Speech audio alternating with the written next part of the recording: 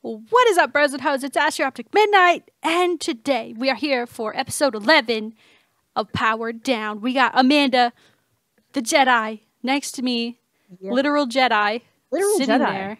Okay, dumb Star Wars question. Would I be able to know that a person is a Jedi just by looking at them? Is it possible? I think it depends on what era of Star Wars you're talking about, because in the that's what I didn't want to hear. Well, no, it's because like in the original Star Wars movie, the Jedi are all gone until Luke comes around and Obi-Wan's like, "This was the lightsaber of your father," and like that's like, and they were all just gone from the galaxy, so everybody was all like, "Jedi are done. The Force isn't real. It's an old religion." But like back in like the Republic days, they probably would have been very easily identifiable as Jedi because like their friggin' lightsabers. What about nowadays, like Star Wars now? That are coming out now. Star Wars now. Oh, the new ones? Okay, yeah, same story though, because now the only ones, I feel like it's same story because Luke had started bringing the Jedi back, and then all that's, you didn't see this movie, but basically all this stuff happens, and then the Jedi are basically gone again, and Luke goes and just hermits himself off in a cave, and then Rey just pops up, and then dude, I fucking love. Oh, I should have swore. Sorry. Keep the ads on my video, Pepsi. Yes. I love like just saying Star Wars to Amanda because she just literally like went into a timeline about it, and I'm just like, yeah, I watched that too. Basically, at this point, you'd only really know if there was like a lightsaber hanging on somebody's like. Oh, okay. So it's like a certain equipment that they're carrying. Pretty much, because at this point they're very, very rare. And not everybody would have them. So it's all like, but I still feel like a lot of people would have just been like, who did you take that from? Where did you find that? Oh, it's so I would be like, hello, fake Jedi Amanda. Quite possibly. Pretty much. Okay. Yeah. That's why I'm all about the Old Republic. Like when there's Jedi everywhere. So you like the classic version of the way that it was? Yeah, but that's going to make it sound like no, because it's the prequels where there's more. It's very difficult to explain. To a non-Star Wars fan, the prequels are where there's tons of Jedi, and I just like Jedi-related things. Clearly, but I'm not saying that the prequels are better than the original trilogy. I'm just saying that I like the Jedi being everywhere. Okay, yeah, I interpreted it as like the literal movies, but I guess I understand that there are prequels, and that makes sense. But yeah, welcome to episode 11. I don't want to keep repeating this too much, but if anything, you want to know what we talk about, I actually put links to the timestamps in the video down below in the description. So, for instance, if you're like me and you're like, Star Wars who? And you just don't care to listen to Amanda just go off about it. Who wouldn't want to listen to that? I mean, probably like everyone would want to hear it. But in case they didn't, or whatever else we talk about, you could be like, go down and see when we start talking about something else. I try to do it very clearly so you understand what's being talked about. It's like very detailed. Yeah, and we only do an hour. So at first, like, I thought about doing it right when we started the podcast, but I was like, dude, we're only an hour. Like, if y'all can't sit through an hour of us talking about shit, then I don't know. Maybe we're not for you. But I do know, like, you know, in some topics, there's just people or maybe there's a specific thing they really want to hear. Like they click on the video and they only have a little bit of time and they're like, I really want to hear them talk about whatever. Yeah, exactly. Yeah, so I understand that. We don't have a guest this week, but we probably will next week. We have a lot of good topics to talk about. The first thing I wanted to bring up is something that I actually just saw on Twitter right before we started. Pepe, you know Pepe the Frog? I do know like Pepe the Frog. Yeah, like the sad-looking frog who's like, I really just butchered the. I'm so glad you weren't looking. I don't know if you were looking. It just froze on my screen. So no, it did not. No, it totally did. My webcam sucks. I'm using two different webcams. So I have the webcam that I have the podcast. That's you, and then I have a webcam over here because Skype is dumb and won't let you use one webcam for two programs. But it's cool. It's dumb. But what was it? Oh yeah, Pepe. So Pepe the Frog, the original creator of him, killed him today in a free comic book. I didn't do much research. I didn't read because they had like pictures on Twitter of what it looked like. All I'm seeing. But I didn't see how or why he killed him. But from what I can tell, it looks like it is because they couldn't reclaim the character from all of the memeing and the weird things that he started getting associated with. Well, yeah, I was really sad, man, about Pepe because I really liked tweeting him out. And I really liked like putting him in my stream. Yeah. And then I guess the alt-right movement, if you don't know what that is, just do a little quick Google search and figure that out for yourself. Google. But yeah, they started using him as kind of like their meme. Like it became associated. Like even like, wasn't it like Hillary Clinton? They made it like a white supremacist. Like yeah, it was like it was really associated with some like not cool people in my opinion. So yeah. I stopped tweeting it and stopped using it in my streams begrudgingly, very upset. So I'm wondering, do you think he killed Pepe because of this? Because of what Pepe became? Or he was like, F it, I have the power. I'm the creator. That's what it kind of seems like. Like, obviously, him killing him isn't going to stop people from using for sure. the character, obviously. Like, it's not like you're going to see it on Twitter and be like, actually, the creator killed him last week. So he's gone? Yeah. That's not going to happen. But, the internet is forever, dude. Like, it really is. You put one picture up there and it's there forever. It's there forever. But yeah, I thought that was really interesting that he killed him. And the comic book was free. And I like free. Yeah. Free is good. So I'll probably like look into it and actually like read everything, but it's... I mean, will there ever be a time where we can use Pepe again as a meme or not? It's over. See, as a Canadian, I had not been aware that he had been so co-opted by this particular group of people at first. No, yeah, it's all bad. I just noticed that a lot of people stopped using him, or he was being used in ways that were unfavorable. But I was like, you know, he kind of popped up on 4chan a lot, so I felt like he was already tainted to an extent. But once they get their fingers on it. Yeah, but it just became that like it was all bad. Suddenly I didn't see any positive. Well, yeah, because there was like a turning point where I started to see things on Twitter like from these certain groups, and I was like, wait a minute, I'm not like you guys. So I stopped posting that kind of stuff so that there's no confusion. Like, it's so weird how something so basic like that is literally a cartoon on the internet can just be. Oh, that's a racist thing now. Taken and it's crazy. Yeah, it is kind of weird. So I don't know. I just thought that was really interesting. And also, we did want to talk about this because we've been talking about this Daddy of Five saga as it's been going on throughout the podcast. I know we spent a lot of time in some of the other episodes, so we're not going to spend too much time today. But this week, they did lose custody of two of the kids. I guess... The father's biological, Cody and the girl, right? Yeah, the girl. There's only one girl girl, slapped right? in the face. Yeah, the girl that got slapped in the face. They got taken away, or the emergency custody was given to the bio mom, who's not the lady in the videos. So, what does emergency custody though mean? Because does that mean like, they're only going to be gone for a couple of weeks or what? Well, it's like emergency custody in this situation basically means that there's an ongoing police investigation. People are looking into a lawsuit, and there was enough evidence to show that the kids were in danger and were not in a safe environment so that they could remove them from the location, but they can't consider it permanent until they do go through all that litigation, because there's a really good chance that they might find that the biological mother isn't fit to have them either. Or they might find that there isn't actually anything wrong in the home and they give them back. But I feel like at this point, the level of like how big the story is, it's probably pretty likely that like they're not going back. I don't think it's just we don't know what's going to happen. But I mean, freaking crazy, dude. Like all because of the internet and YouTube and them really broadcasting their shittiness has led to this.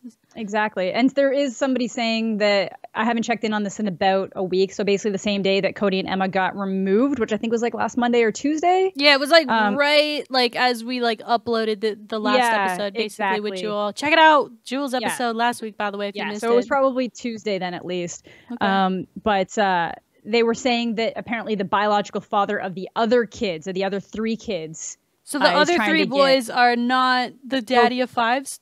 No, it's the screaming woman's children. It's the screaming woman's children. Yeah, so that father is trying to get custody of them currently, but I haven't seen any updates, and I can't remember the main account name. There's this one guy on Twitter. He's also on YouTube, but he's been doing a lot of work helping, and he was really big in, I guess, getting Rose, the biological mother, in contact with like good lawyers to get the kids out of the situation. So he's been posting a lot of really up-to-date information, and I just can't remember. I feel terrible. I can't remember what his Twitter is. That's crazy, man. Like, back in my day, you just have to watch Jerry Springer to get all this kind of stuff to go down. And now it's like it's Twitter and YouTube and apology videos. It's screwed up, though, because Jerry Springer is really staged. It's like... It is super... Yeah, it's like super, you can tell when you're watching it. Yeah, well, we knew somebody whose family got invited to go on, and they were literally behind the scenes, like, instigating things. They'd be like, hey...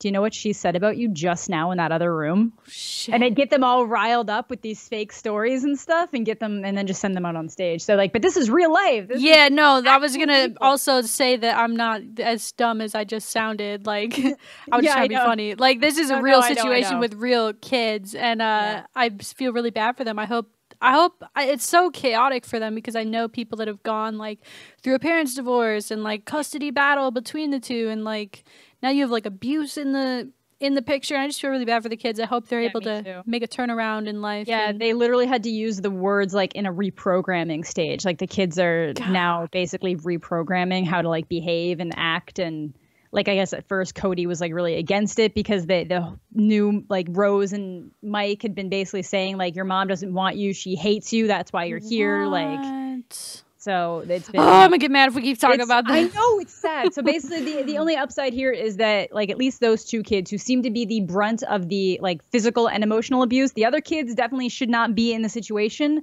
but these two were the ones that seemed, especially Cody, got like the worst of it. Yeah, maybe because he was seemingly the youngest. It looked like. Yeah, they're the youngest, and well, Cody. Yeah, I think Cody is the youngest, and he just, I don't know. Guess he doesn't. Sad, dude. I hope that they get a turnaround or I guess reprogrammed.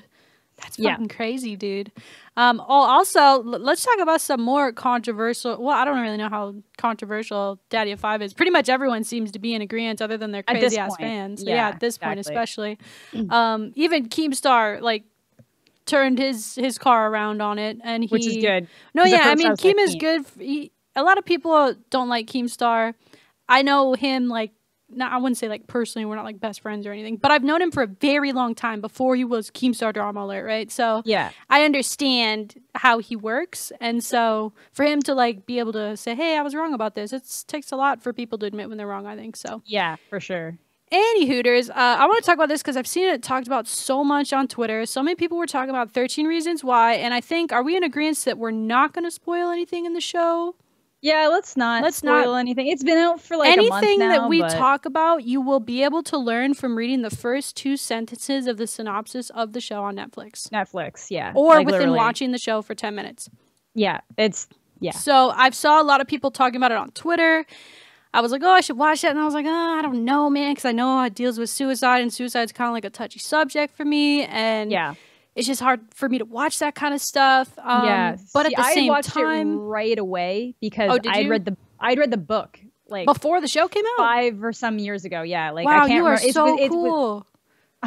Stop. Like hipster status. I read the book. Not even, but it was like it was sometime, I can't remember. I think I was still in high school or like just coming out of probably still in high school. I don't even remember. I just knew that I was still living at my parents' place and I read this book. Right. So I figured good? I was or interesting. From what I remember, it was like, it wasn't, I don't think I kept it, but like it was one of those things that I was like, I'm going to donate this because I feel like it could potentially help somebody.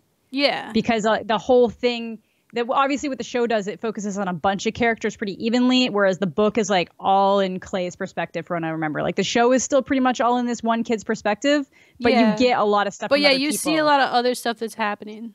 You do, yeah. Whereas this is like, you basically just, you're only on Clay's journey. So I was like, this could be. So when you watch it, I mean, I watched it just because I wanted to be able to form my own opinion, because I started to see, like, I saw an article, I forget who it was from, talking about, does this show romanticize suicide? And I was like, that's exactly why I didn't want to watch. That's why I knee-jerk, like, didn't watch it. And I was like, but maybe I should just freaking watch it for myself and figure it out, right? Yeah, exactly. So the show's about this high school girl who kills herself. Don't worry, you learn that literally reading the synopsis of the show or watching the first 10 minutes.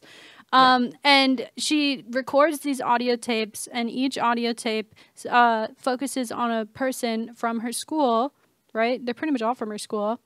And basically, they're the 13 reasons why she's dead and killed herself. And that's like, that itself is really hard to take in, right? Because it's a really, and then everything that happens after, like with the show and how it's kind of laid out. And I mean, it's a show made for younger people, obviously. You could tell that when you're watching it. Yeah. Like Selena Gomez is an executive producer. Like nothing against Selena Gomez. Are you serious? Yeah, she is. So I'm like, obviously it's aimed at like younger kids, high school. Well, kids. and that's the problem. High schoolers. That's the problem too for me, is because I had 2 classmates who committed suicide like in high school, right? And they even like kind of labeled it as like a reaction thing. Yeah, like you'll get like one person who does it, and then you get the other person who reacts to it. It's really common. It's super common, and that's why, like, it actually is. And the 2 kids were not like friends. It's not like one was sad. Sometimes they're that not. The other one. It's a very weird thing. It just takes one person doing it that it just makes it just almost flips the perspective in your brain. Oh yeah, that's how I solved this problem. And so the thing that really made me mad about the show is they're doing a lot of like the high school tropes, and some of the reasons I think were really freaking stupid, and some of them were very serious. But they were crimes, right? They're not some like thing that you can just pawn off, or I'm ending my life because of my classmates. And it's like it's so hard for someone, especially who's old. That's why I just worry about high school kids watching that kind of stuff, because like high school is so hard sometimes, and shit in life happens that it's so hard to get through, and I totally get that. But it is such the wrong answer. I can't like express how much I think that is the wrong solution. It's not a solution. It's not. It's a temporary, or it's a permanent solution to like temporary problems, or like, and maybe they're not temporary problems, right? Some of the stuff that happened to her was messed up. It was. But there's a way past it. Well, that was the other thing, is that a lot of the stuff that happened to her happened to other characters too. And then I guess at the end, it kind of shows them trying to deal with it. So it's like, there's just so many different ways you can do things, and it's not necessarily going to be easy, but it's like life's worth it. I can say, as somebody who in high school had moments where I was very, very, very low, very, very, very depressed. I think like, all high school, well, maybe not all, because there's some high schoolers you see, it just feels like they're floating through, and they're amazing. They're straight A's, they're in sports, they're winning awards, and everything's great for them. And then there's other students. Yeah, but some of those ones are actually the saddest ones. Well, sometimes the ones that seem like they're doing the best are actually the ones who are like literally this close to the edge, and you just never know. But I feel like it's high school's fucking hard, man. It is, and and you're already dealing with all these hormones and building emotions that you don't know how to deal with, and it makes everything bigger. Like every little thing you feel is amplified, and all sorts of stuff. So as like somebody who's been at that low point, like same. It's sometimes stuff like this can make you like, that's what I should do. But then as somebody who's been there, I never really felt like this show made it seem like it was the smart answer. And they do repeatedly in the show say, well, she chose to do that. She chose to handle it the wrong way. And we should have got her help, but she still chose to do it. Yeah. And they're not wrong, but it just felt like how cool they made her seem, especially in the first episode. Like, oh, she did this. She did artsy looking tapes, and they kind of made her seem like this badass, like cool girl that you would want to be friends with, right? Yeah, that's true. And that pissed me off so much. I almost stopped watching. Like, I tweeted out like me trying to watch 13 Reasons Why with a gif of like Spider-Man on the front of the train being forced to do it. Yeah, like I was forcing myself through. Well, for me, TV shows especially, I got to give them 3 full episodes before I'd say yay or nay, right? Yeah. I feel like that's how long it takes to like get going. Yeah. Sometimes I feel like for me, I get a lot of the backlash of it because like they just kind of it's not really a spoiler because you already know she dies, but they do actually show her. Yeah, they literally show her, and it's extremely hard to watch. It is, and a lot of people said that was romanticizing it, and for me, it was the opposite because it's dealt with so realistically. I feel like a lot of the times when there's suicides in shows that aren't supposed to be like a one-off, really quick, somebody being like, "Okay, I'm just gonna shoot myself in the head," or they show them like teenagers. When they show them like taking pills and then falling asleep and just really beautiful music playing behind them, like sad ballady music, and then they just go to sleep and then like they wake up in the morning and then suddenly it just cuts to their funeral.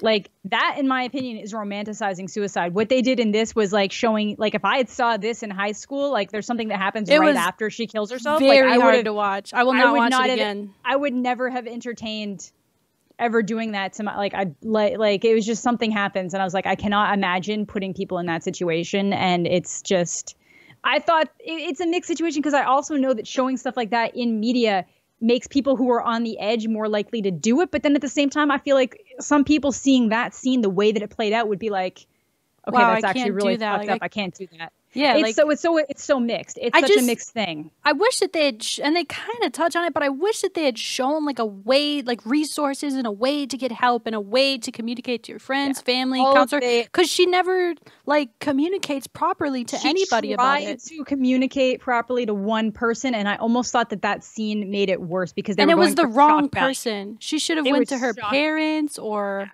But I understand she didn't want to go to the parents because she thought she was like stressing the parents out. But it's so frustrating to watch. It is. It's just that one person that she went to who is the type of person that you would tell somebody to go to. Yeah. She didn't end up helping. And I thought that was harmful because I feel like that might make people not want to go. Because I know in high school, like it was the guidance counselor. I'm just going to say it's whatever. Yeah. It's not, it's so hard to spoil the show because you actually can see what is going to happen. But she like, so like, she's like narrating it though. Yeah, because like the guidance counselor is there the entire time trying to help people, and then it just turns out that he just didn't have the right things to say, and I feel like that might dissuade people from going to. Guidance counselors are trained. This might be not. My guidance counselor that I got stuck with was the old gym teacher, and they have.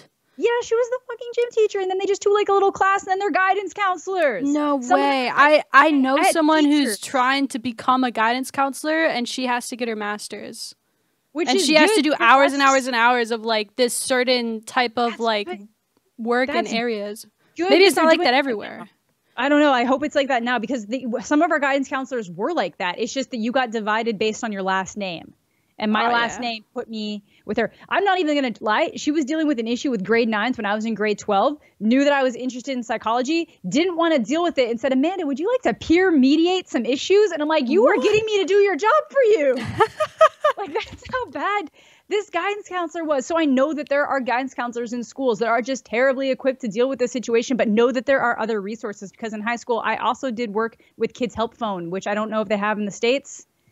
But it's we like do have groups. There's even online message groups. So if you're not comfortable calling or going somewhere, like you can type to people with similar problems. And it's the same thing. Kids Help Phone has that. They have the online message board that's like fully stocked with people all the time. They have the phone that you can, like the phone line that you can call. It's like just really great. So the states would have different resources as well. Yeah. It's such a touchy subject, so maybe this is why I get in. You don't really see me get too passionate about things. I was really passionate after I watched it enough to be like, I don't know if I like this.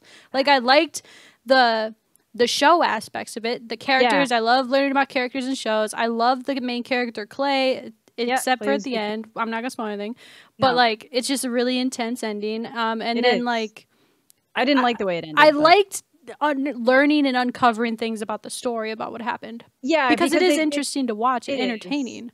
Yeah, because they make it kind of like a mystery where you're just unraveling new stages, new sets of. Yeah, and it was just which is both good and bad. It was, and because it made it seem like this. Oh well, she's like just doing this and blaming everyone else, and y'all are why, and whatever. I'm out. Yeah. It's like, it's because it's such a mixed thing because yes, people should be held accountable for the things that they do to others, but to an extent, you cannot take the blame for somebody killing themselves. But if you literally spend all of your time just beating somebody into the ground physically or emotionally, like, and they do something to themselves, you have clearly played a part in that. But again, you can't let that affect the rest of your life. You should just use that as like, I need to be a better person now. Like, right. And people just need to be better to each other. I feel like the people that watch it, and I don't know, man, especially because I just get afraid of like young kids watching stuff like that. That's all I'm saying. I like the show from an entertainment aspect. I give it like 3 out of 5 stars on Netflix. I literally rated it. Yeah, it was interesting. It is. My thing is that I feel like a lot of people are getting a lot of backlash. A lot of people on my Facebook are having a major, like people that I know in real life are having a major backlash towards it. And I can understand both sides of it because I feel like this is one of those shows that some people it could help them not commit suicide and other people it would push them to commit suicide. And I think that until somebody, like, I feel like, I don't want to say this because it's super messed up, but I feel like there is a chance that somebody might be like, I'm going to do it just that way. Well, yeah, and like such a melodramatic, like blame tape. Listen to these type of way. It was really weird, right? Honestly, am I tripping? It's really. I feel like it would be incredibly difficult to do that. I don't think a person who was going to commit suicide would have such a deliberate, like methodical way to explain why. Yeah.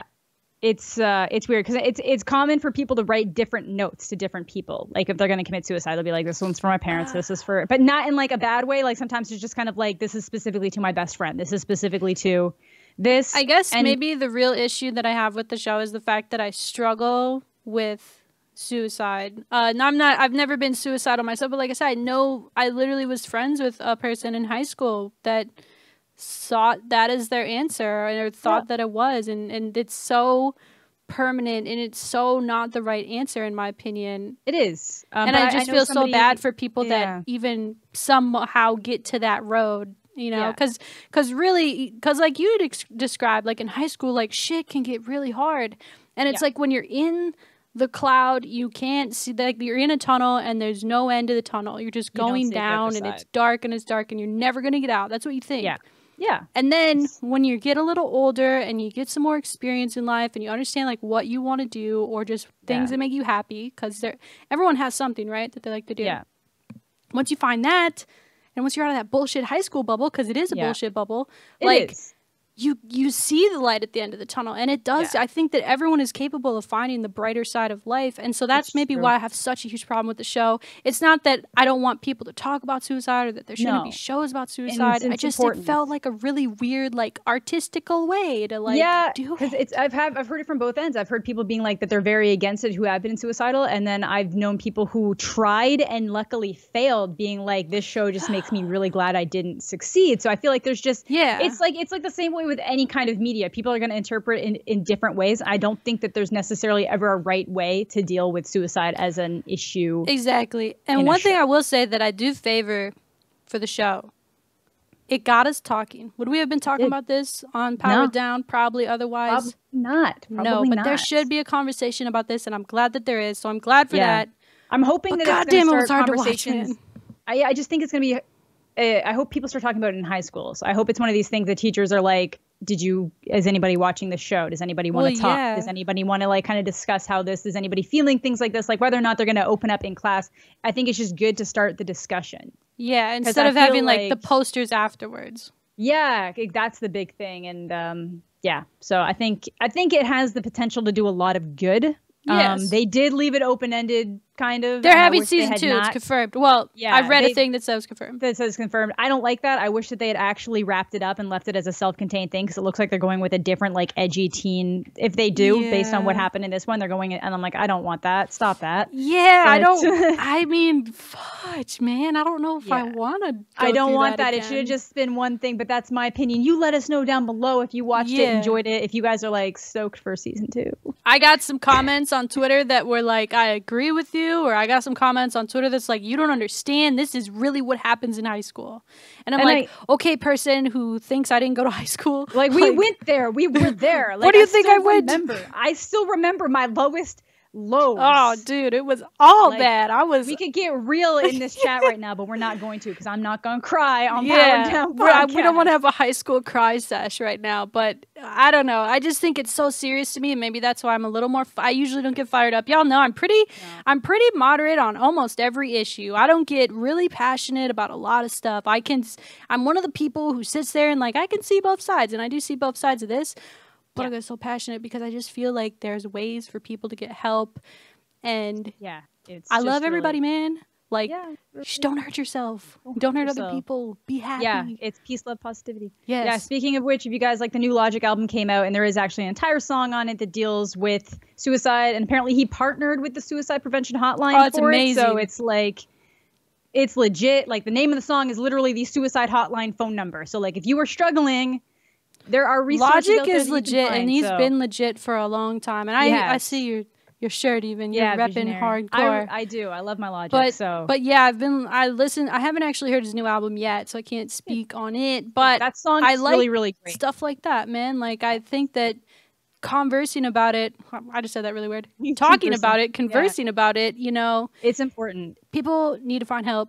And I love you guys. I love all humans. Okay, except for the shitty ones. All right, cool. So next subject we got. Also, I guess we will put the links down below for any kind of resources if you guys are going through any kind of issues. Like, I'll even get her to put the Canadian ones down there too. I pretty much any video where I talk about that kind of stuff, I do put resources down below. So it'll be down there by all the little tags.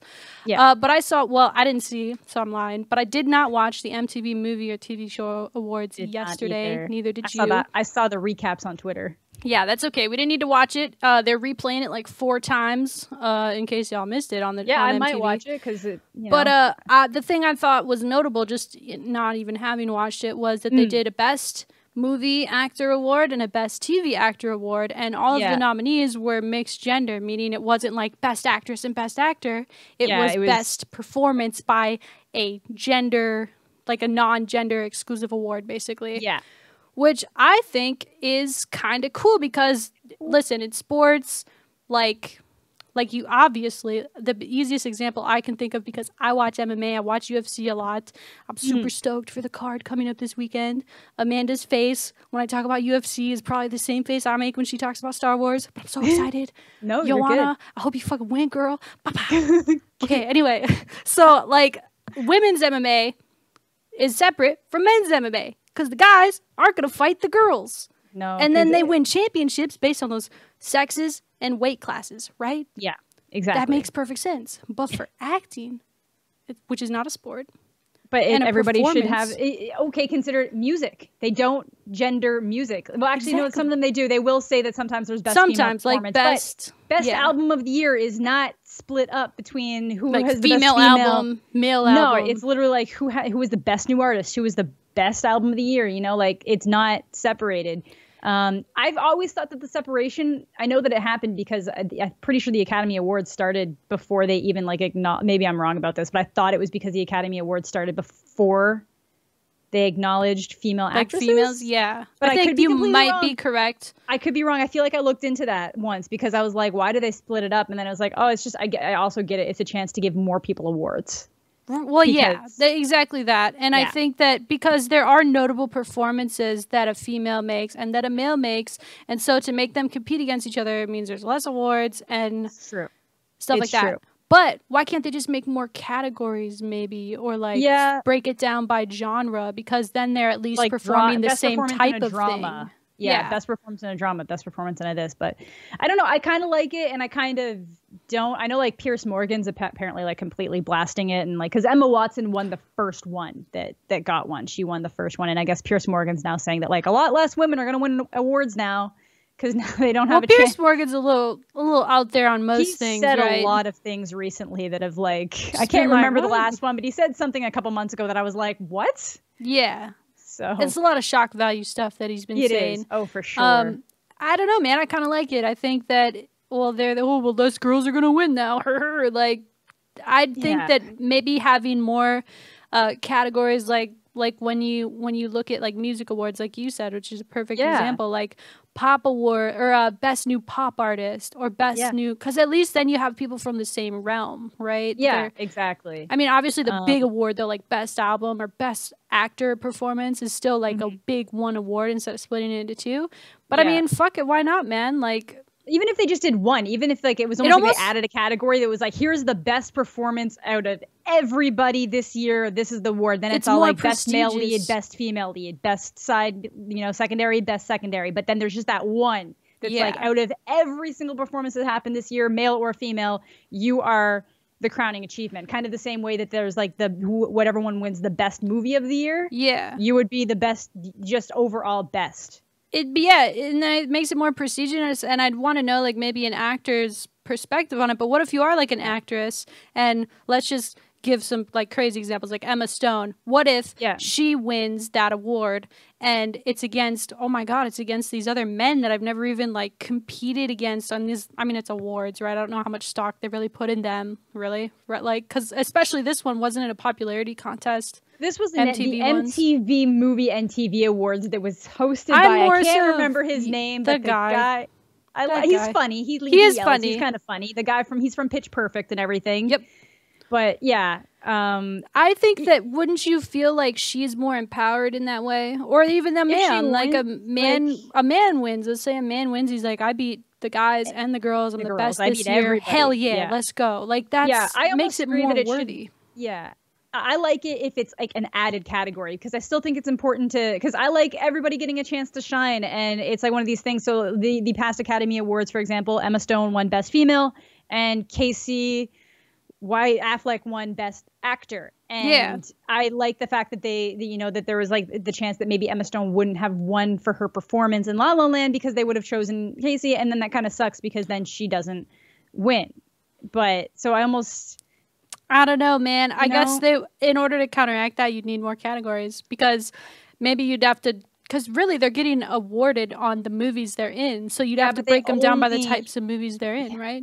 But if you look at the types of movies that end up in the award show, it's like it's always dramas. Yeah, and then always the like occasional the serial movies. Like comedy things will get thrown in there, or but they're always they're like Wes Anderson comedies. It's a very specific type of comedy. Yeah. So I almost think that it's a rough patch. Like, I get it. It's cool that if you could just acknowledge one person as being the best, but I don't know. It's rough. I get what you're saying. I get like showing shine to more people is always a good thing, which I like. But I think including people in an equal way is also fucking dope. So if they could find a balance between that, that's what I mean. That's what I mean. I almost feel because it's either add more categories or I don't even know. There's a lot of ways to do it. I feel like there's a lot of ways to do it. They could do it right. But again, this was like the MTV. Yeah, this seemed like almost like a look how different we are. Check it out. Yeah, because they were literally like, this is a movie and TV. Has anybody ever done that before? No, because we're crazy. Like, it was just so wild. It was just like a fun thing. Like, it was cool. Like Millie Bobby Brown won an award, and she was awesome. She started crying. I almost cried. Stranger Things is great. It is. Stranger Things is amazing on Netflix. It's an amazing show, and it's cool that she's just like she's such a well-spoken little child. Yeah, like I don't want to let all of those young ones they are like. We got to say we got a good crop of like child actors lately that I feel like are going to do some pretty cool things. Hopefully, I hope they stay in the right instead of doing what a lot of the '90s child actors Well, like did. her, like them talk. She kind of actually reminds me of a young Emma Watson if Emma Watson had been afforded the ability to talk more if she was younger. Right. Because unfortunately, I don't think they got quite as much for Harry Potter recognition as they should have. But it's just like they met and it was like this cute little thing. Like Emma Watson always has this very when she's meeting new people, it's just this sincere look on her face that it was just good. I love them both. So I was like, I was very I think it's really cool. I don't know. I think it's dope. I could definitely see people getting less shine or I don't know. What do you guys think? Let us know in the comments. Yeah, exactly. And then there might be the things that people are going to be like, well, if we don't pick the girl, are we being sexist? Right. For well, and I think that people need to stop looking at it in that way and we don't want people to think, we're not inclusive here. So let's put a girl up there, get a person of color up there, and let's see, we're diverse. Look at us. And I think that's what makes it tough because until people really don't think about that as an issue, that's always going to come into play. It's a very, very difficult thing to feel. So for example, in music awards where it doesn't really come into, it's never really been a thing. It was always just like whoever had the best they make it through kind of thing. It doesn't really come into thought, but where acting has always, for whatever reason, separated the genders in that way. It's kind of hard. Do you think it might be because movies and seemingly TV shows nowadays are having female leads that are not dependent on a male character or being the sex interest of a male character? More and more of these women are having a more profound role in the movie, or that's why they're seen as you think of a movie and you think, oh, that's that girl from the movie, instead of oh yeah, you were that guy's girlfriend in that movie. You know what I mean? Yeah, that's what I mean. They're not accessories anymore. There's a lot of main, especially Stranger Things, 11 from Stranger Things. That's such an important character, and she's not there for it to be some female device. No, exactly. She should win an award. God damn it! I think they should do it, Amanda. You think they should do it, Amanda? Yeah. She should be able to beat guys too if she's performing better. She should. And that's what I mean. That's what I agree. And it's I understand the desire to separate them, but I also think it's really cool to put them together and let whoever's actually the best win. But again, it's all just a popularity contest. It is. It's kind of all shitty. What's the one that they don't do it by It's the Academy Awards? Well, the Academy Awards is almost worse because they do it on a point system. So technically, it usually means that the movie that is the most mediocre wins because it's the one that doesn't get either of the outlier votes, unless everything gets really, really positive positive in one direction, it usually, that's why you end up with these random years where this movie that is like, this wasn't even that weird great of a movie. It wasn't terrible, but it wasn't good. It wasn't great. Moonlight was fucking dope though. But yeah, but it's just more likely. It's cool. Moonlight was a good movie, but it's like you'll end up with these random years where it's like, why did this win? Oh yeah, like who saw that? These other movies, and it's because of the way that the point system works. And apparently, the people that are very responsible for voting for the main winners half the time don't watch some of the movies. They just vote. That's why like Pixar movies almost always win, because it's like, okay, these are the top dogs, so they just automatically get the vote. I wonder if I might be super ignorant for saying this, but I wonder if it has anything to do with like movie earnings, like how much those movies are making. I listened to something on Joe Rogan Experience recently that he was talking about. You know, I think he had Guy Ritchie on, and they were talking about like film and how it's kind of like how films are considered successful, and the number one thing that makes them seem successful is like how much money did they make? Why do you think they're pumping out these Fast and Furious movies? Like, because they make so much money, and nobody's talking about like, oh well, that's such a good movie, you should go see it. It's like, oh dude, I went and saw it. Oh, did you hear it made $3 billion gajillion? Yeah. Cool, dude. So I like Fast and the Furious, by the way. I'm just saying that is like a pretty good example though. Of it is. Money speaks to the genuine population, like the general population, and like that money is gonna let them make more, even if the movie was not well received. So it's like the new Transformers movies have been terrible. Like I liked the first one. I'm gonna be honest. I liked the first one, but they've been progressively getting worse. And the last one was terrible. But do you know why it made so much money? Megan Fox. No, because Megan Fox wasn't even in the last one. No, yeah, I know what you're saying. Like China loves Transformers, and it's one of the very few movies that they actually get there, because there's nothing about it that's like against anything that it's just and it's like, because it's so much explosions, they can just sit there and feel like they're okay. And like it's like very specifically China, but it's like it's the Asian market in general. Like there's certain action movies they make. If you actually look at how much money Transformers, I think it was Age of Extinction, made domestically versus how much it made overseas, it's crazy like night and day. Different. It's night and day. So like that has a huge thing to do with why I didn't really know that. It's really interesting. Yeah, so like a lot of those movies keep getting made because of that. But I think in terms of the Academy Awards, you will get a lot of movies that didn't necessarily make a lot of money because they both had small budgets and then very minimal releases. Right. But it is and yeah, it's not like we're seeing like Fast and Furious up at the frickin' Academy Awards. So I guess I just kind of derailed the convo by just like thinking about that point, because you're good. I feel like movies do that so much, and that's why like a lot of hype, or even like this TV show 13 Reasons Why, like I wouldn't have watched it if people weren't tweeting about it. Same. I literally only watched it because it popped up on my screen being like, and I was like, that sounds familiar. That name sounds familiar. And then I saw the synopsis and I was like, I read that book. Like, so I barely remember the only thing I remember was him always riding around on his bike. That was the only thing I could really, really remember. And I was like, I'm going to watch it just for, just to see. Yeah, exactly. And it's like, I wanted to watch it just so I could form my own opinion. I didn't want to be a person who just is just a sheeple. Like, oh, well, this guy on Twitter that I sometimes agree with said this, so fuck yeah, I agree with him. Like, nah, I want to see what I actually think. Same. I like to do that as well. So, I don't know, guys. What do y'all think? Yeah, what do Girls y'all think? And guys, same awards, gender neutral awards where it's applicable. Good, bad, ugly, cool. Let us know. Yeah, bro, guess what I ordered on Amazon yesterday? I actually should have. Have you seen them spinners? Yeah, the fidget spinners. Yeah, I bought one. I almost put 1 day shipping on it because like I want it really bad. Now that I looked at them, have you seen them in real life? I have seen them, and I almost thought of getting something like that because I'm a very fidgety person. I am too. I also saw there's this one cube where you can like trace. You click, or you can like trace something through the holes, and like. People are mad. I don't know. I think I wrote this or I thought about this because it is kind of controversial now, because there's people that are upset that they're becoming so popular. Like kids aren't even able to take them to schools anymore because they're like a distraction, or they're so, the kids are playing with them and they're kind of turning it into like a toy, where it was really this device for autistic children or people with anxiety. I mean, I could just see it helping me because I have some pretty gnarly anxiety sometimes, and I could just see me playing with it. I'm always like fidgeting with like something. I have to. Can y'all even? I'm always like rocking like this in the podcast. Same. Yeah, like I can't hold still, or like moving my hair and just touching. Like when going to the movies with me is like the place you'll notice it the most because I can't do anything. I gotta to the movies, dude. I'm doing it. Glow in the dark, motherfucker. Like like woo. Well, now, they're making like a bunch of cool looking ones now, and I thought it was really interesting that people were getting mad. Do you think they have the right to be mad? No, I don't think so, unless like I get it if it ends up being something that kids start getting really distracted with in class. But in my opinion, them being able to just kind of have something in their hand that they can just kind of be going like this is better than them tuning out and like tracing on their paper because they can't. Yeah.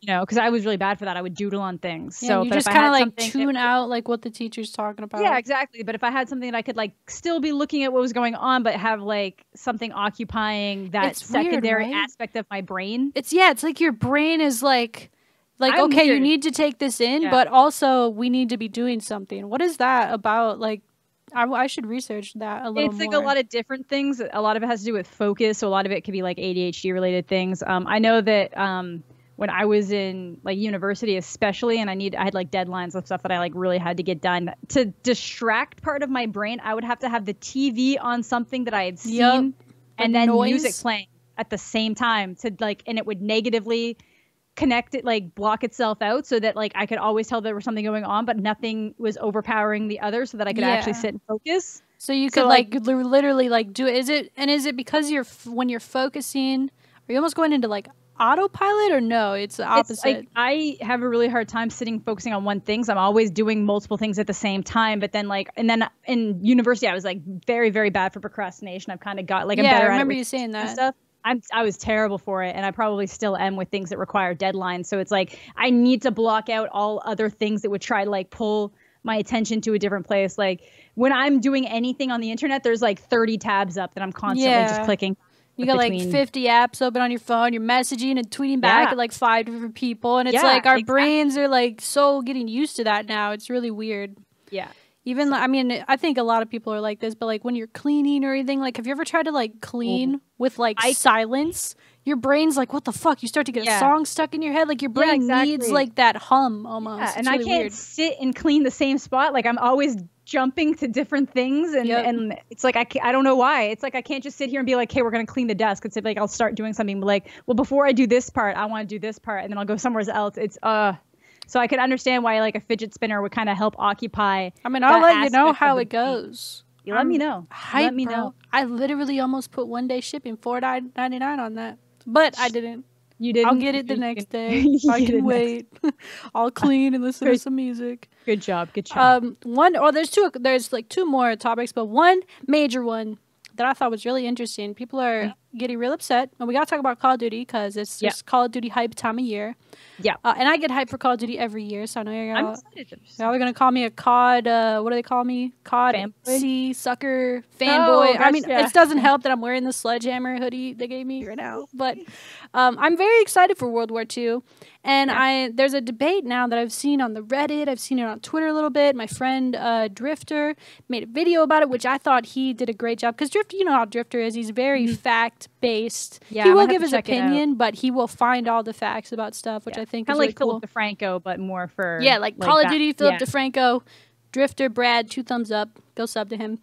But he made a video that I watched this morning talking about World War II Nazi symbols and imagery within the game, which would make sense because it's a World War II game, and that's literally what World War II everybody's about. Screaming they want realism. Yeah, and they do. I've seen a lot of everyone that I've seen on Twitter. They got all upset about the girls. So now in the multiplayer, by the way.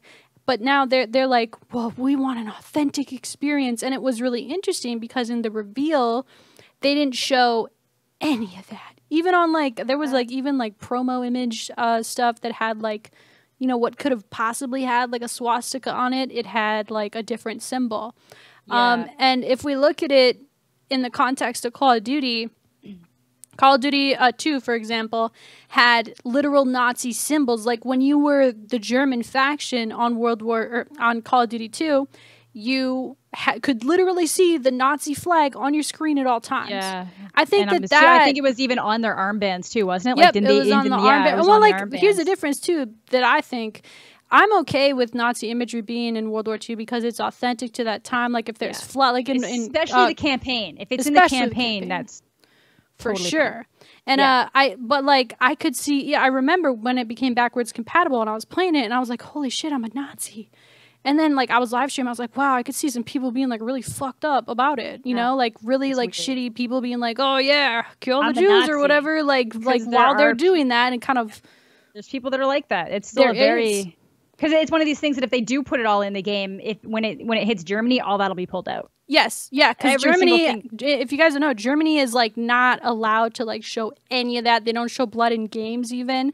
It's really odd, but the German market over there is huge for Call of Duty. And I think that, you know, they didn't show any of that stuff because they were really focusing on like the Brotherhood, Band of Brothers, like vibes of the campaign, which totally makes sense. Like they're not making this game so you can go kill Nazis.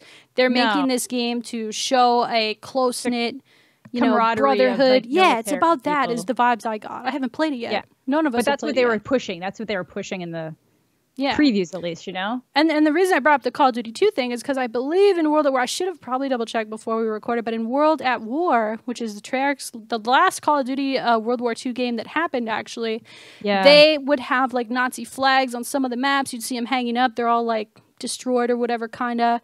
But I'm pretty sure when you were the German faction, it was like the Iron Cross, like the four-side which cross. Is still Nazi symbolism, but it's not as like immediately like you when you see a swastika, flag, you're like, holy fuck. And I almost think that that's mixed because I feel like, you know, if there's a kid playing the game, because the kids do play it even though they're not supposed to.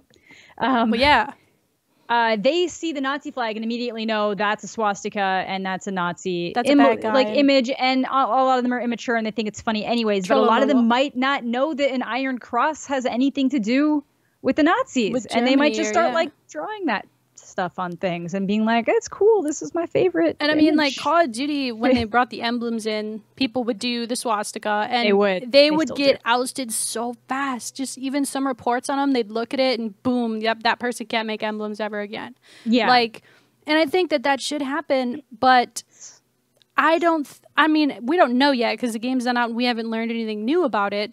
But I'm wondering how far they're going to censor that. Are they going to change it so it's not historically accurate, so it can be more politically correct? Or are they going to say, hey, this was like a part of history, but we're not going to let people use it in a malicious way? Does that make sense? I'm wondering what they're going to do. I feel like in the campaign, it'll show up. I think there will be Nazi flags in the campaign, and I feel like that is okay. You know, when you watch World War II movies, there are swastikas. When you know, there are everything. But I feel like it's going to be rough. I feel like in the campaign, in the multiplayer, I don't think there's going to be people running around with like swastikas attached onto their armbands and stuff. Like I feel like they might censor that stuff out just because they're going to have to do it for the German version anyways. And we're like, I feel like neo-Nazism every I'd say 5 or 10 years comes back in a really big way, and it's coming back in a big way. Like when I was in high school, there was kind of like a second. It's always a thing, but I feel like when I was in high school, there was kind of like it became a really big thing. I remember there was a big push in the 90s of neo-Nazi movement, and I think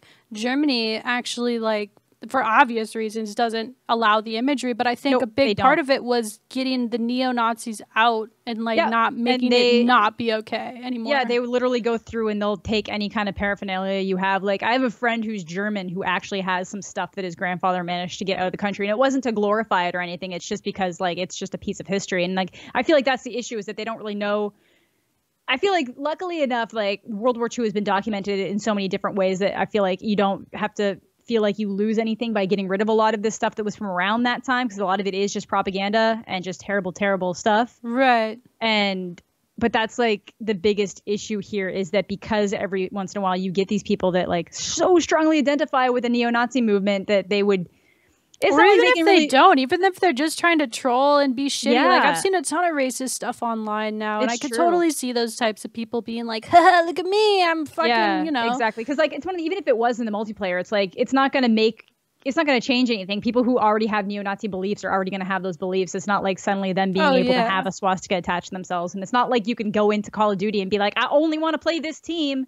Right. You automatically just generate as whoever. Yeah, you're on whatever faction that they put you on. I think I agree with you. I could definitely see them toning it down for the multiplayer aspect, because especially as you're playing as those things. Like they might do that. They might just use like the Iron Cross as the symbol. I feel like, well, and I mean, even now in later Call of Duties, the factions that you are like made up with different symbols. I'm interested to see what they're going to do in World War II, because maybe you won't be America or its ally. Yeah, maybe it'll be like special groups. Yeah, maybe they'll actually push, because they have that Russian female sniper. Maybe they'll actually just push these like smaller factions that were part of. Yeah, and they won't call them by their countries like they used to do in Call of Duty, because they used to do that, but now they don't seem to anymore, which is really it could be like for the multiplayer. Squads, I could definitely see. Yeah, I could definitely see in the campaign where they're like invading. You know, there's got to be flag. Like if they want to keep it any kind of realistic, they're gonna have to use different country flags, because for one, it lets you know where you are historically in time and who's occupying what locations. Yeah,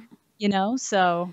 It'll be really interesting. I'm really interested. Yeah. I'm very excited for the game, simply because I feel like a lot of these Call of Duty fans now maybe didn't play the older Call of Duties. I know there's still a ton like me and other people that have played like the really old Call of Duties.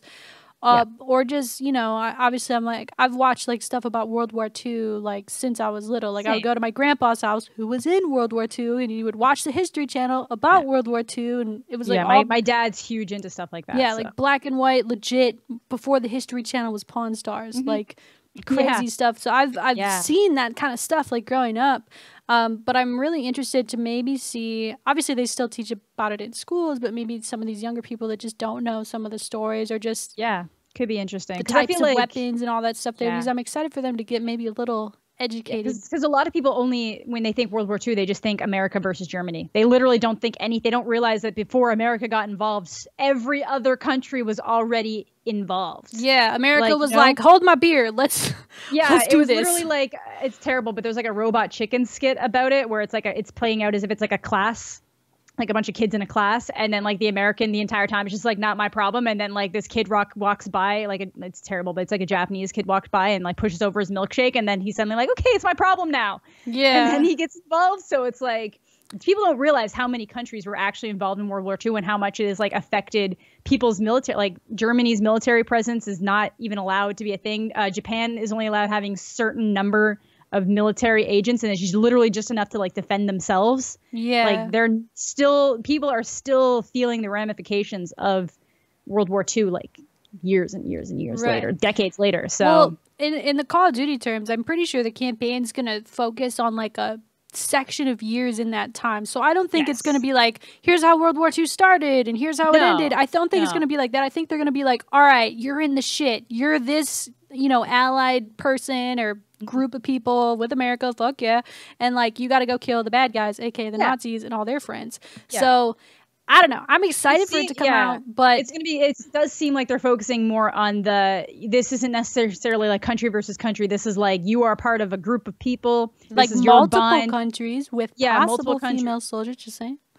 Exactly. Then this is your adventure, or like, not your adventure. That was a terrible word, but you know what I mean? This is your struggle. This is your struggle to like, not necessarily, because I feel like a lot of people forget the fact that once you get over there and you're fighting, it really kind of stops being like, I'm fighting for my country. It's like, I'm fighting for these people around me. I'm fighting for my kid back home.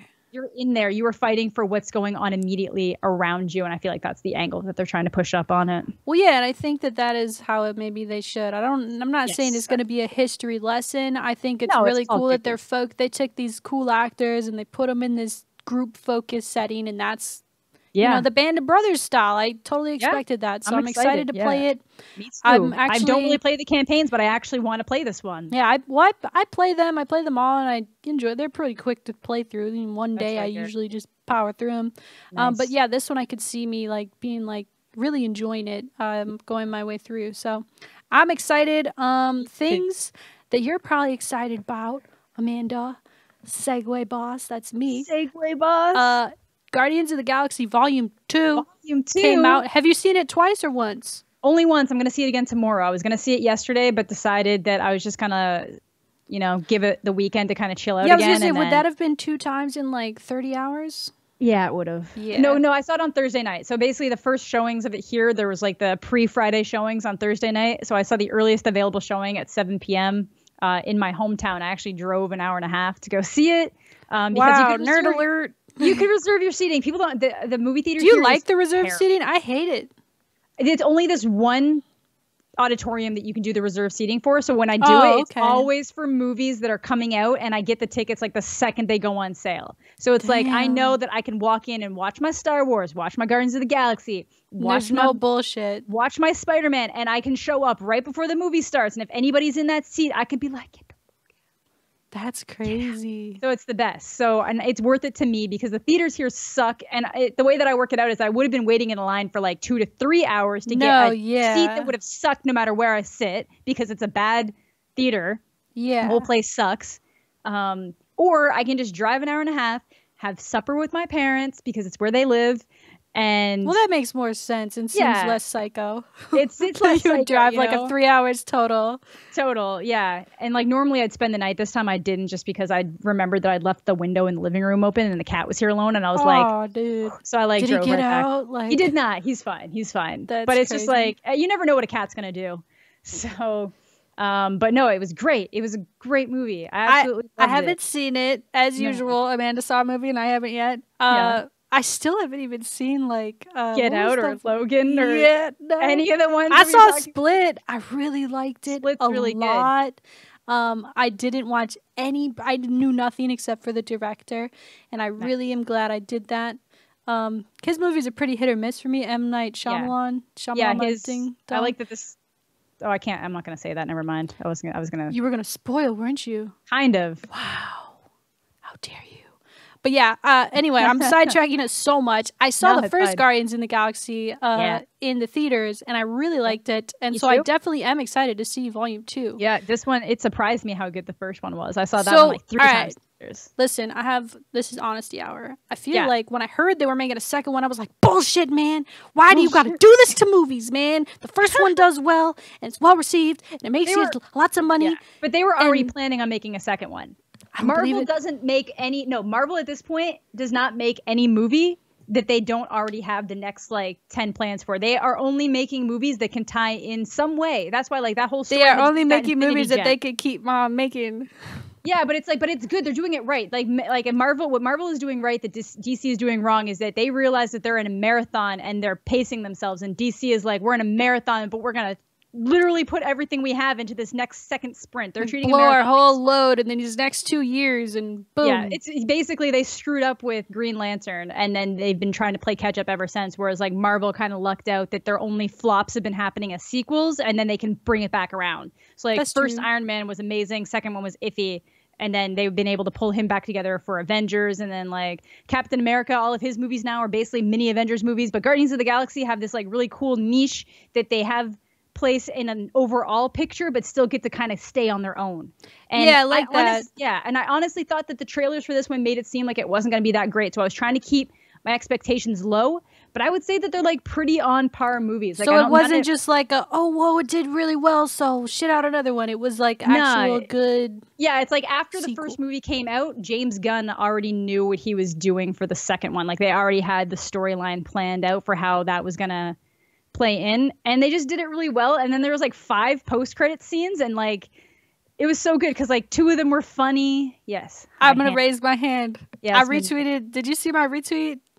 It was It was like, hey, Johnny, why don't you like go into the movies anymore? And it was like this meme with Baby Groot that said, and it was like a link to an article like 5 things you may have missed in the 70 post credits of Guardians of the Galaxy. And I'm like, exactly, bro.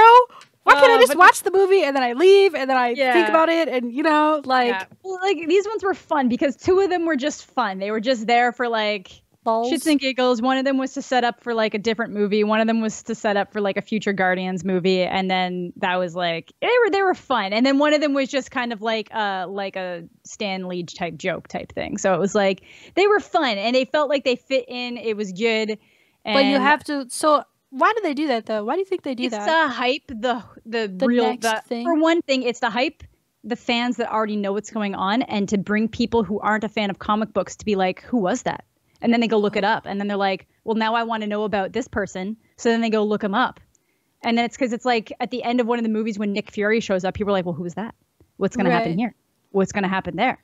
Oh my goodness, are they going to do that? This I'm the opposite. But some people don't. That's what I mean. Some people don't. But it's to get the people because you don't like superhero movies or Marvel movies. True. So you're not a fan. One ending I did like, or post credit thing, Deadpool post credit. I know there's going to be a second one, and I'm like, yeah, let's go. Yeah, I love Deadpool. Good. Yeah, it's going to be fun. And that's what, and I was like, well, yeah, because that was the thing. We already knew that there was a sequel to Guardians of the Galaxy because the end of Guardians of the Galaxy 1 literally ends with the Guardians will return. It ends. Yeah, it says literally ends the Guardians will return. Like they already knew, like they knew this shit was going to rock. Which was great because like, it's so good. I love it.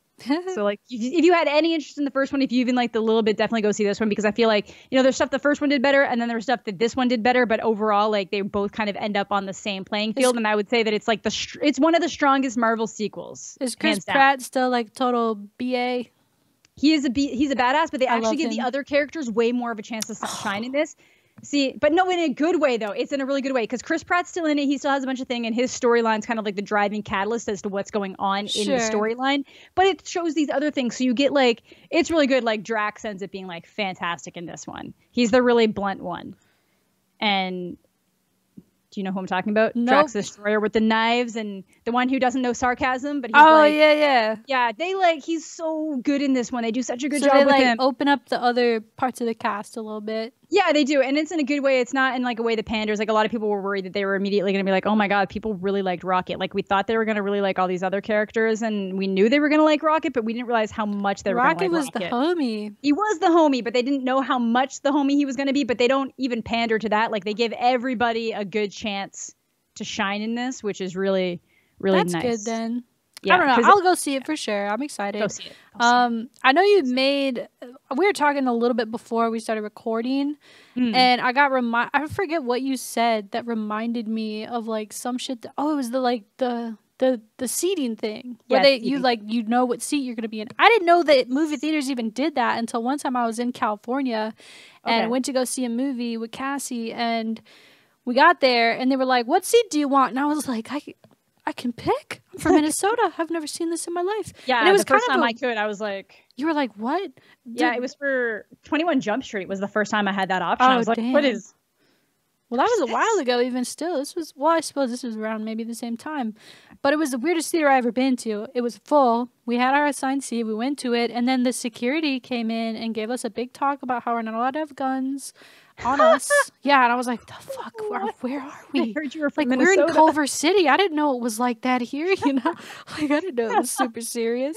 But anyway, so I got reminded, because I don't really like that. I don't really like the assigned seating unless, like, what you're saying makes sense. Like, I know I want to see this movie right away, and I want to know that I have a good seat, and I'm going to pay for it, and I want to know. Yep.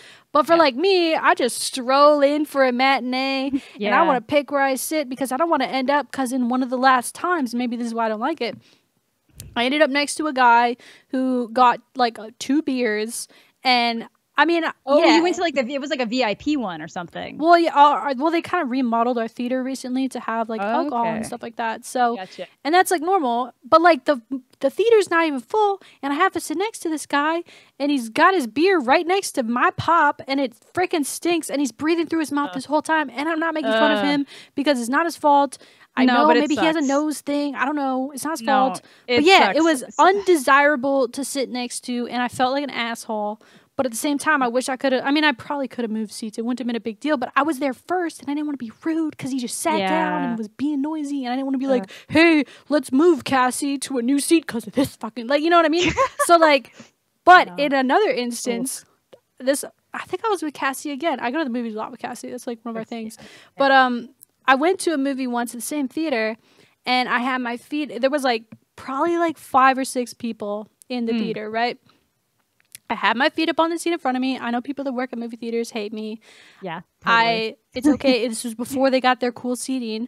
Yeah, of course. So I had my foot up on the seats, and we're like basically right through the previews. We're right at the start of the movie, and this old guy walks in with a big ass thing of popcorn, and he walks up, and we got good seats. We're like in the middle, like the desirable like seat for a theater, the middle, like the middle of the middle, basically. We're right in the center. And this guy comes up to the row in front of us, and there's all kinds of seats. There's like a couple, like a few like seats down from us. Yep. But like sit right he has in front many of you? choices in front of me, okay? Because you were in the middle and he wanted to be in the middle too. Exactly. So he goes to the seat in front of me. And I was doing the foot dominance thing. I was like, surely this, human being is going to see that I have my feet up on this seat. And I kind of wanted to be like there the whole time, right? Nope. He's doing the opposite. He's all like, I see this asshole that has their feet up on the seat and I'm taking this one. So guess what he did? Not only did he come to the seat that I had my feet on, he literally took his hand and pushed my feet off of the seat and sat in it. And I looked at Cassie like, you're both wrong in this situation. He shouldn't have touched you, but you obviously no, yeah, I was appalled. And he's like this older like guy, right? So I'm not gonna be like, excuse me. Like if it was like a girl my age or a guy my age, I would have been like, hey man, like really? You couldn't have at least asked me like, hey, can you please move your feet so I can sit here? I would have I would have been like, hey man, this is a really fun good seat and you have your feet on it. Can I sit here? Sorry to be inconveniencing. Like, if I don't sit here, chances are somebody else is going to come in here in the next 20 minutes and sit here anyway. So it's like my brain exploded, bro. I think I even made a video about it, like a cutcom about it. Like I was so appalled that he did that. Like I get it. I'm not respecting the seat. But he should have at least been nice or asked me like a person instead of just being like, crabby old man, sit with his popcorn. Oh, that was my story, by the way. No, that is good. I like the one thing I'm super neurotic about, and like the people who watch my videos know this, is the movie theaters. I saw your video where you're like things to do. That video like kind of like boomed a little bit, right? No, that I got one of those emails that was like, we have sent you 2,000 free views on your video. Please contact us if you would like to continue this service. And I was like, fuck no. So I didn't answer them or anything, but yeah. Did they really do that? I've had a couple of videos legitimately boom, like my MacBook Pro unboxing, like actually boomed. Oh but yeah, this people one, love watching that. Yeah, I literally got an email. I thought people just really love that you're pissed at other people in movie theaters. So if you guys should go watch the video. I will link it with the tags. But what's the number one thing to you that people should not do? Number one thing to me, talking in the movies is like my biggest. I have a lot, but like if you're talking throughout the movie and I can hear you, like you are not a fit person to go to the movies. if you need shit explained to you, like me, I talk to Cassie all the time. I'm like, why is he? But if you're like kind of quietly whispering, it's okay. But if you're having full-fledged, like when I'm fucking watching Guardians of the Galaxy and the guy behind me is trying to guess how the lines are gonna end. What? Like, shut up and watch it! Like, I'm just sitting there watching, and you're waiting in this like, emotional moment, or there's a joke that's gonna happen, and somebody's like, it's not ripe yet. I'm like, do you want us to clap you for being so fucking clever that you were kind of guessing what the lines are obviously gonna, like, stop? You should have made the movie, asshole. Yeah. That's the big one. So I hate when people have their phones out too. Like I saw one movie, this bitch brought out her iPad or whatever, big, huge phone screen, bright light in like row number 2. And I'm like, really? The movie's on. I get that you're texting your bae or whatever, but like, come on, man. Have some respect. I feel terrible, and I hope she doesn't watch this, but like one of my best friend's fiancés does that.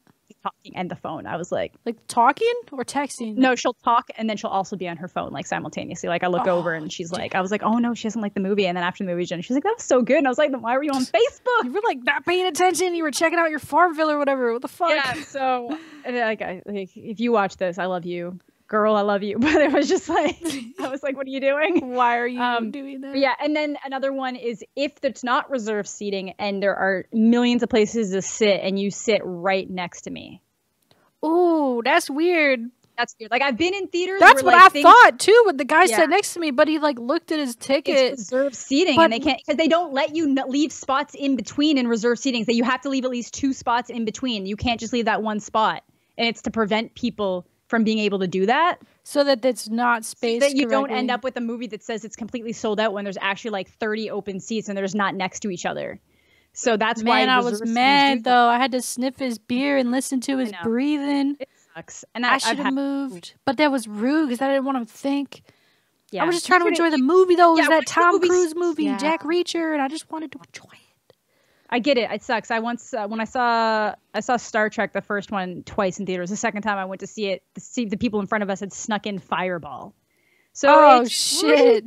It reeked of cinnamon whiskey because they were like drinking it straight and just like they were wasted, so they just reeked of it. It was the weirdest. That's so gross. How are people so inconsiderate, Amanda? I don't understand. No. Like, do these people? I get that they want to have a good time, and I'm not trying to shit on a good time, but like. No. Do you not think of other people ever? Guy that pushed my feet. Movie theaters are a rough time. Like, I get it. Sometimes people laugh more than others. I'm not going to hold that against them if you're somebody. Like, I saw a movie a couple weeks ago where a girl got a case of the giggles. Like, something happened and she just kept going for like a solid 30 to 45 seconds. She could not stop. And it was like, okay, I get it. It's fine. But then there's people who like literally are running commentary. And I'm like, if you can't sit down and shut up, you should not be going to the movies. That is my genuine opinion. And don't bring kids to movies that they shouldn't be at. Yeah. Like Inglourious Bastards, fucking 12-year-old. What? That Inglourious Bastards? They ended up leaving. Okay, they didn't know what they were watching at all. They must not have. But you'll get like people who bring like babies to like really late night movies because they can't get babysitters, and like the baby obviously wakes up because everything's super loud. Yeah. And then they're just crying and they don't leave. Like my friend said that she went to go see Fast and the Furious and somebody brought a baby, and obviously the massive amounts of explosions and loud rap music probably woke up the child at some point. That's crazy, man. And the baby just cried the rest of the time. Like there's literally specific times where like mommies can bring their babies to movies. It's called like strollers and toddlers, something like that. Like it's day or whatever. Yeah, and it's not kids movies. It's adult movies that are specifically meant for like parents to bring their really young children. Yeah. They can just nap and shit. Like it's fudge, man. I mean, I still really like going to the theater and getting the experience, but I found myself watching movies more now at home because there are certain things that you could use to watch movies early. Not in the best quality. I try not to do that. I do too. That's why I don't see a lot of movies right away, because I just won't feel like I have time to go to the movies. And I was just like, I'd rather see if I could peep it at home. But I think the theater experience is like the biggest. My new thing is that I go see movies at like 11 o'clock in the morning on Saturdays. Is that like your dollar store spinner? It is a tape. She just made a spinner, dude. Apparently, I made a fidget spinner. I'm gonna put it down now. You really did, though. I did. But yeah, so like I try to go on Sundays. Like the first showing on Sundays and first showings on Saturdays are always super quiet. Really? Like I went to see Power Rangers the day after it came out on a Saturday morning, and at like 11 o'clock in the morning, and there was barely anybody there. Especially if it's really nice outside. Yeah.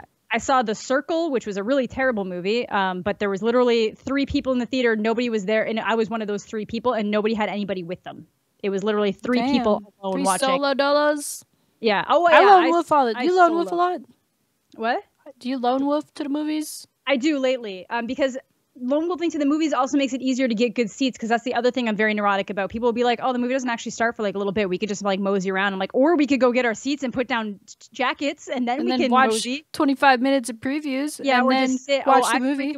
I show up before any of that stuff starts. Like, if the theater is still dark. Like, I'm usually the one I show up and I'm like, hey, and they're like, we're still cleaning it, and I'm like, that's fine, I'll wait. I got my tent right here, so I'll just wait there. I've been waiting, so. But I don't get as paranoid about it if I'm the only person there, because then I only have to worry about finding 1 good seat, not 2 good seats close together. Yeah. Or like 3 good seats close together. Yeah. So I don't mind lone wolfing it. And then I don't have to feel bad about imposing my neuroticism on other people. Yeah, I was going to say, you're pretty like hilarious about seeing movies. I think it's awesome.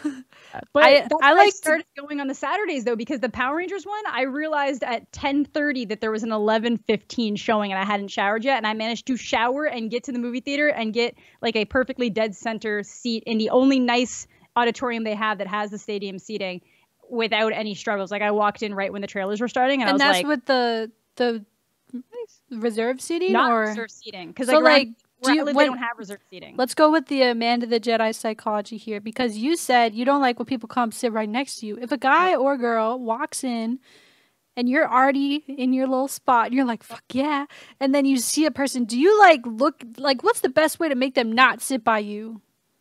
Other than doing something insane. My jacket on the chair next to me until it gets to, like, say if it's like one of these showings that I know is going to fill up. Like I remember I went to see Harry Potter once, and they actually came in and were like, you have everybody who is not physically sitting next to somebody needs to move in more to let other people. They did that for us at America. I saw American Sniper, and fucking everybody here loved that movie, as you can guess. Really so did. it was full, dude. Yeah, it was so they like, will make people move. But if it's one of these things that is not going to sell out, and I can tell it's just somebody trying to get closer to the center, I will leave my jacket there and just pretend that somebody's like sitting. So and do you do the glare, or do you just ignore them? I just watch, and then if I'm noticing, if I can visibly see that there's places for them to go that are not directly next to me, I do not move my thing. But if it gets to the point that I'm looking around and I'm like, I don't see a single 2 seats together, and these are 2 people trying to sit down, I'm going to be nice and I'm going to move my shit. But it's like, it's only when it happens when there are other places for people to sit and they choose to sit next to me. And I'm like, the hell, dude?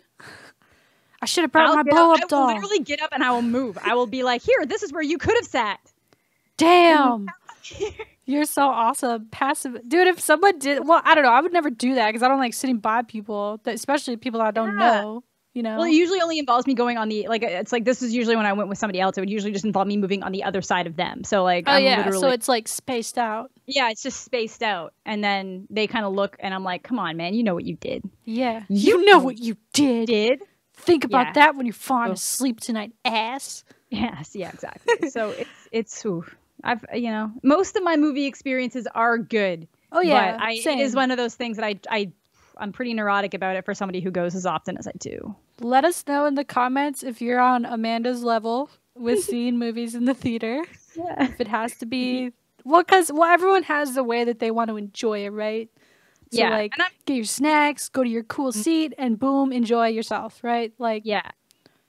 Like, so my thing is really more is I don't really care necessarily what's happening. Even if somebody sits down next to me and that annoys me and I end up sitting with them for the movie, if they're like a fine movie etiquette person. Oh, yeah. Whatever. It's fine. I'll deal with it. It's talking is the big thing that's going to get to me. Like, I'm like, can you not? Did you shower before you came or no? That's my problem. That one too. That sucks too. If you can smell people, you're like, yes. Like, I swear I've sat next to people that did like a full-blown workout before they went. And I'm like, terrible. Yeah.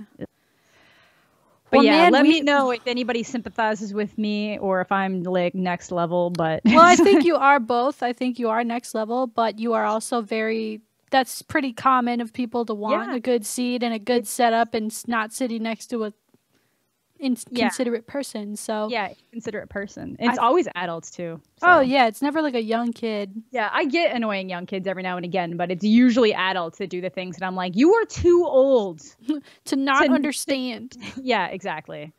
So, well, all right, man. I think we're pretty over an hour on this episode, but that's okay. Sometimes we just get to talking. I really like everything we talked about today. Yeah. Let us know anything you think down in the comments section below. I don't know how the hell I'm gonna title. I mean, okay, let's be real. I'm not doing YouTube for money, but I don't know how I'm gonna title this in a way that it won't be demonetized because we talk about swastikas and suicide and Pepe the Frog. So probably no ads on. And I said the F word like 7 times, so probably no ads on the video. But I mean, let's be real. I'm not doing YouTube for money, like at all. I'm trying to have more fun with it. Food. Oh yeah, it does. And I'm trying to have like more fun with it. And the podcast is the most fun thing that I'm doing right now on YouTube. So I hope you guys are enjoying it. Make sure to leave a like. Okay. Follow my Twitch and other social media. Follow Amanda's Twitter, Twitch, YouTube, Snapchat, Instagram. YouTube. It's all the same exact thing. Amanda the Jedi. There you go. That's crazy. That's crazy. You made it so easy. I did. I'm glad you didn't change up like any of your links when you joined SOAR. No, I'm not that type of person, so we're good. Yeah, we're good. You can, not that type of person. Not in a bad way. Oh my God, stop it, Optic Midnight. No, that was pretty funny. But yeah, I hope you guys enjoyed the episode. Make sure to comment your thoughts below. We want to know. The comments on the last episode were pretty crazy. I'm not gonna lie. I feel like some people didn't actually listen to what we said before they started. I think they just saw the title and they were like, because we were all pretty in agreement that like. We understand. If it was a band of brothers situation of American soldiers, there obviously wouldn't be frontline females. Like we all we're not dumb. That. Yeah, we're not stupid, and we don't think they should be there because they weren't there. Yeah, but we're not saying that there weren't any females in World War II because there were. And the focus is that it's going to be a multiplayer, which is a customization It is. You know, heaven. So yeah, even Nate Shaw was talking about that, him being like, you know, the one thing Sledgehammer did really well was the customization options for the characters, and it would be cool to find a way to do that, even though this is World War II. Like, even with like dog tags and like, people are always customizing. Like, it was very common that people would have their own like things. And I think you can do that in a way where you still fits the bill. Won't be insensitive, but at the same time won't let like the wrong things in.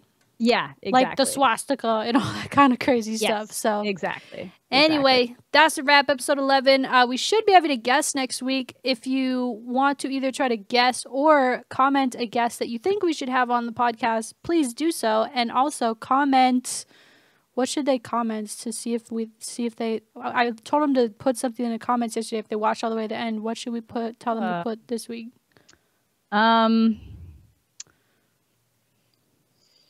I'm forcing you to do this, dude. I wanted to be something making fun of my movies, but that's a big old word.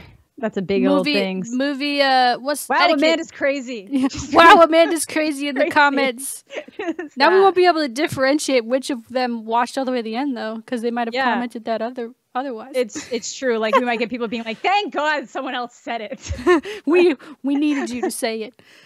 Anyway, that's a wrap. Thank you guys so much for watching. Check out all our junk, and we appreciate you listening. I'm going to still no outro, so